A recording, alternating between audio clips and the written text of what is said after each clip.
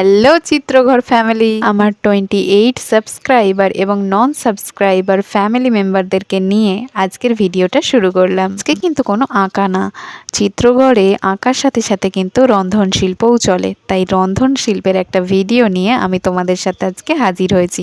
প্রথমেই তোমাদেরকে দেখিয়ে নিলাম কফির সাইজগুলো কীরকম হবে। এই কফিগুলো কিন্তু সিদ্ধ করা, আগে থেকে সিদ্ধ করে নিয়ে তারপর আমি গ্রেড করে নিচ্ছি। প্রথমেই বলে দিই, কফিগুলোকে সিদ্ধ করার সময় কিন্তু জলটা যখন খুব উত্তপ্ত হয়ে যাবে, যখন ধোঁয়া উঠবে, তখন কফিগুলোকে ডুবিয়ে রাখতে হবে। এগুলোকে বেশিক্ষণ সিদ্ধ করার দরকার নেই, কারণ যেহেতু এটা গ্রেড করা হবে তাই বেশিক্ষণ সিদ্ধ করলে গলে যাওয়ার সম্ভাবনা থাকে, তখন কিন্তু গ্রেডটা ভালো করে হবে না। এরপর কচুরির জন্য যেভাবে পুর তৈরি করে সেভাবে পুর তৈরি করে নিতে হবে। প্রথমে পাত্রে তেলটাকে গরম হতে দিয়ে জিরে, তারপর শুকনো লঙ্কাটাকে মাঝখান থেকে চিড়ে, গ্রেড করা আদাটাকে দিয়ে, জিরে গুঁড়ো, ধনে গুঁড়ো, হলুদ গুঁড়ো, লঙ্কা গুঁড়ো দিয়ে গ্রেড করে রাখা কফিগুলোকে তার উপর ঢেলে স্বাদ মতো নুন দিয়ে ভালো করে নাড়াচাড়া করে নিতে হবে। এক্ষেত্রে পুর তৈরির সময় জল দেওয়ার কোনো প্রয়োজন নেই, কারণ কফি থেকে অলরেডি জল ছাড়ে, তো সেইটাতেই রান্নাটা হয়ে যাবে। এরপর মোটামুটি পুরটা তৈরি হয়ে এলে লঙ্কা কুচি আর ধনেপাতা কুচি দিয়ে ভালো করে নাড়াচাড়া করে নামিয়ে নিতে হবে। এরপর ময়দাটা মেখে নিতে হবে, যেইভাবে কচুরির ময়দা মাখে সেইভাবে।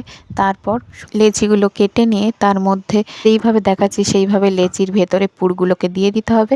এরপর সুন্দর করে বেলে নিয়ে গরম গরম তেলে ভেজে নিতে হবে। ব্যাস, তাহলেই তৈরি কফির কচুরি। আর একটা কথা, আমি কিন্তু খুব একটা ভালো রাঁধুনি নই, তাই লুচিগুলো বেলবার সময় একটা দুটো লুচি একটু ছিঁড়ে গেছিল, কিন্তু আমি ভাজবার সময় সেটাকে ঠিক মেকআপ করে নিয়েছি, কোনো অসুবিধা হয়নি। এই রেসিপিটা আমি কিন্তু মাকে লুকিয়ে করেছি, তাই গোটাটা ভিডিও করতে পেরেছি আর এতক্ষণ ধরে শান্তিতে রান্নাটা করতেও পেরেছি।